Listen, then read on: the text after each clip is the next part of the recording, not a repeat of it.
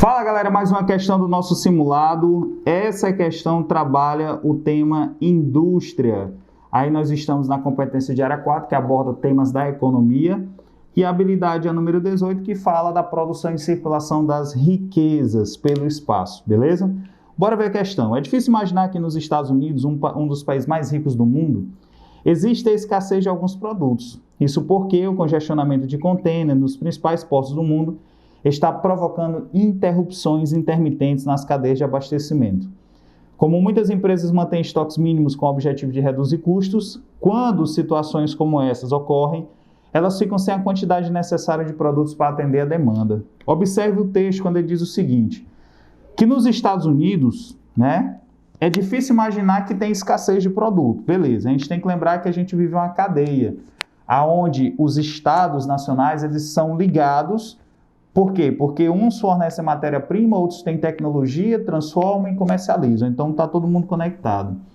Porém, por conta da pandemia, verificamos que cadeias produtivas foram cortadas de forma intermitente. Ou seja, tem momento que está funcionando, tem momento que não está. Porque está faltando suprimentos, Nós estamos vivendo aí uma dificuldade dos chips, tá certo? Os microchips que servem para muitos aparelhos, inclusive para veículos, Então, aqui na questão ele está falando isso, Como muitas empresas mantêm estoques mínimos, com o objetivo de quê? Reduzir custos.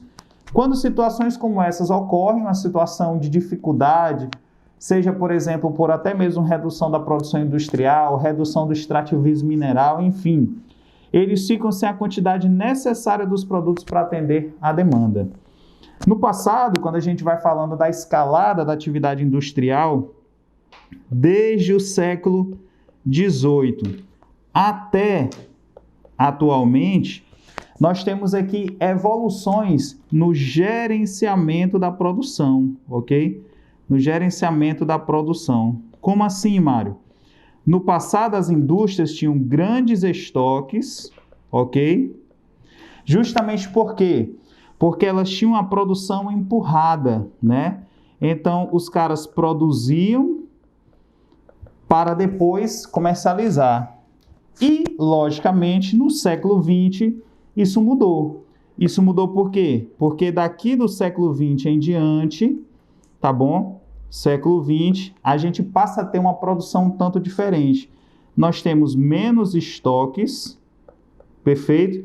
E a chamada produção puxada, O que seria essa produção puxada? Primeiro você primeiro você comercializa para depois produzir. Veja que os carros hoje você vai até a loja, compra o carro para depois o seu carro chegar na sua casa. Então, essa questão dos menos estoques, o Enem já cobrou, reduz riscos de quê? De crise por superprodução. Perfeito? Reduz o risco de crise por conta de superprodução.